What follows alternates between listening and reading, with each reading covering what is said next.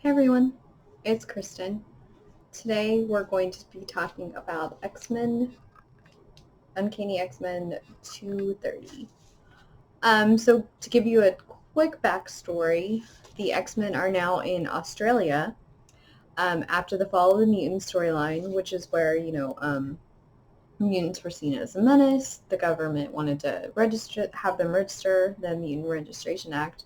Um, the X-Men went to Dallas to find Storm, who was there looking for Forge to hopefully restore her powers. And what happened is that Storm and Forge spent like a year in this other like dimension, and he was able to restore her powers. It was only moments on Earth, but in the other dimension it was like a year, and they, were together, they fell in love again, etc. But anyway, they come out and they see like it's snowing, which if you know anything about Texas, it hardly ever snows, especially in that area. Like I should know. I'm from that area, but anyway. So they're like, oh my gosh, something's going on. So there was like, it's snowing. There's all these other worldly creatures around. And so basically, the X-Men Freedom Force joining forces to defeat Adversary, who apparently, when Forge was in Vietnam, he used his shaman powers to summon demons to avenge his fallen comrades. But in order to do so, his comrades' souls, there were 9 of them, were used in that spell, and that let Adversary loose. And so basically, Forge did the same spell and used the X-Men souls to seal him, in the other dimension. Um, and apparently this was all televised, so everyone saw this, and so all the X-Men people saw them, and they died. But Roma, a goddess, saw this, and she, because of their sacrifice, resurrected them. Basically, they're now can't be detected by like any security or any radar, anything like that. And they decided to start over in Australia. Okay, sorry, but I wanted to get to the actual story. So this is June 1988. It's actually a Christmas story, though, but even though it's in, you know, June. But the X-Men team is an unusual one, I will say. Storm's the leader. She has her powers back. Havoc, Cyclops' brother. Dazzler, which I want to do a whole series on her later because I just think she's a really cool character. And she had her own comic book for a while. Longshot, Rogue, one of my favorites, of course. Wolverine, he always has to be in there because, he's Wolverine. And Psylocke, before she became blended with the Ninja Assassin. So this is the English version of her, the sister of Captain Britain. Anyway, so they're looking at their new place that was left by the Reavers, who were like genetically modified, altered cyborgs. Um, so they were looking at, basically they took up residence in their former residence, and they're doing a team training exercise, and they are cleaning it out, and Longshot goes to like the basement because he hears voices calling him. And what's calling him is all this treasure that the Reaver stole.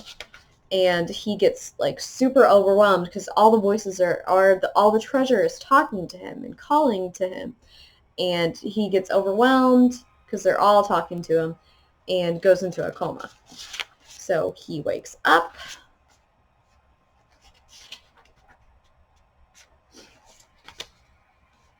And Psylocke explains that he had a psychic episode where, he was just overwhelmed by all the voices and all the taking in all this information at once that his brain just like shut down.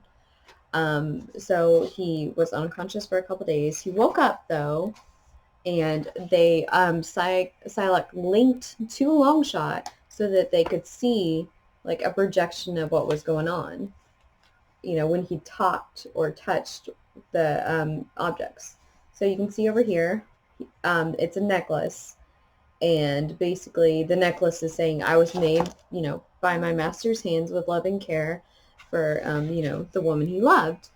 And I've been passed down through generations, and now I'm separated. You know, I was stolen.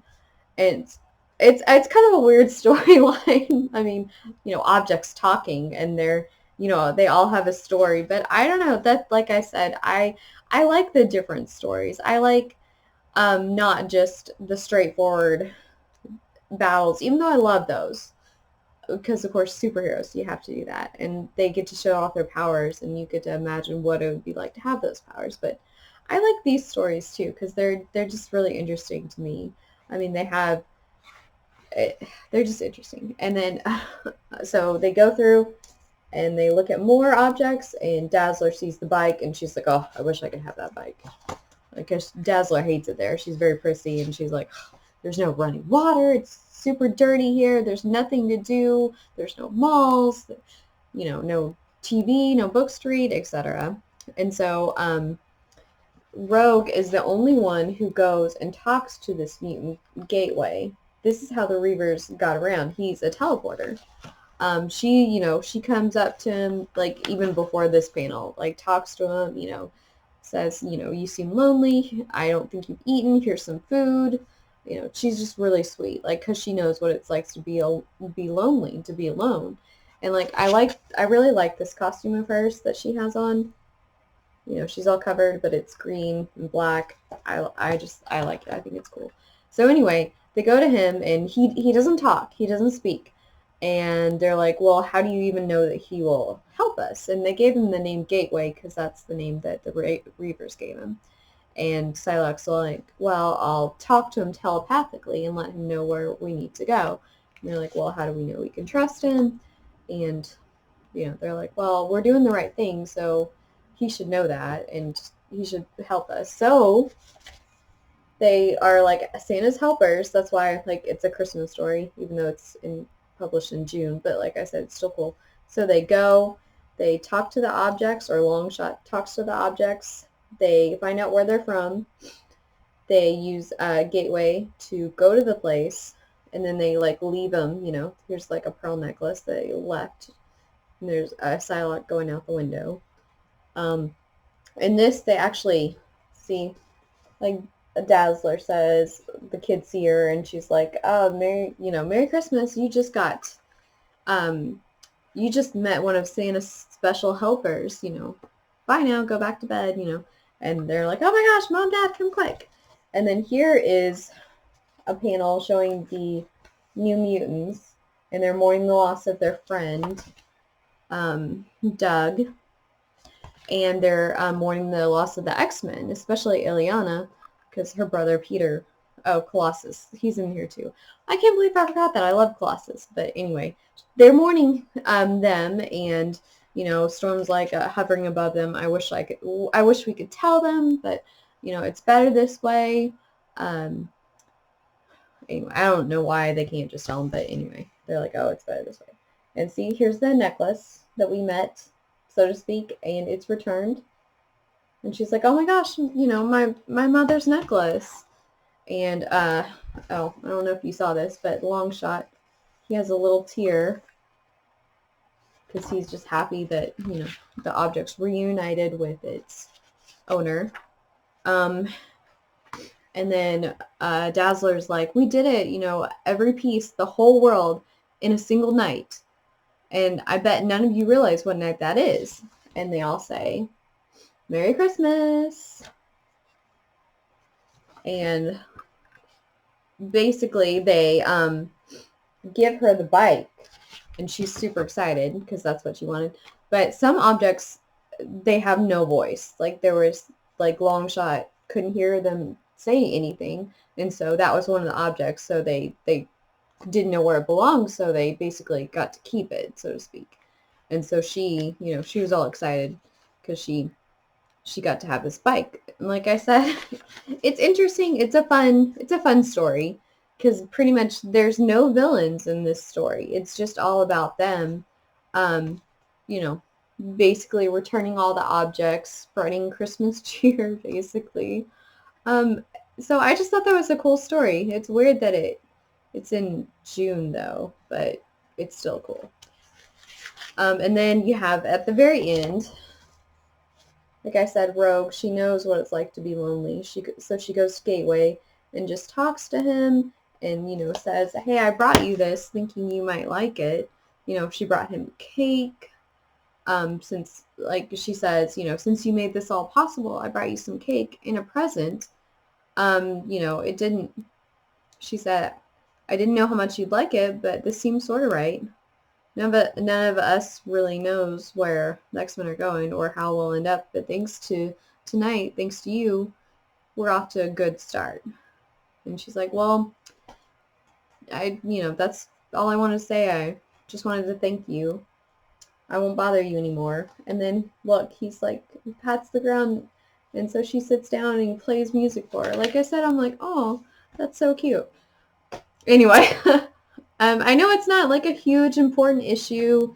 I'm sure if you took out this issue, nobody would miss it. Basically, it's not important to the X-Men storyline or, their overall legacy, but I just think it's a cool story. I think it's a fun story. I mean, the X-Men playing Santa Claus. That's basically what they're doing. It's pretty cool. And the whole time they were in Australia is pretty cool. Like, one of my favorite episodes is 244, which we'll have to do a video on that because that's one of my favorites. That's actually, I think, where they meet Jubilee is 244. The X-Women go shopping. I've talked about this in my one of my other videos where they go shopping and like Rogue struggles with a Carol Danvers persona still, and like Carol's the one that goes shopping, and Rogue's like, what the heck am I wearing? Anyway, like I said, I need to do a video on that one because that's another one of my favorite comic books, just because of the human aspect of it, and it gives you, like, these kind of stories give you a glimpse into characters' personalities and make them seem more human, more relevant, more personal. So anyway, I just wanted to share that with you because it's Christmas themed and it's that time of year. So I hope you enjoyed this video, and I hope you actually will read this story. It's a really good standalone issue story. I would recommend it. It's X-Men, Uncanny X-Men 230, and it's just a fun episode, fun read. So anyway, I hope you will join me for. I have a couple more holiday issues that I'd like to share with you guys, so I hope you will join me for those. Anyway, until next time, bye.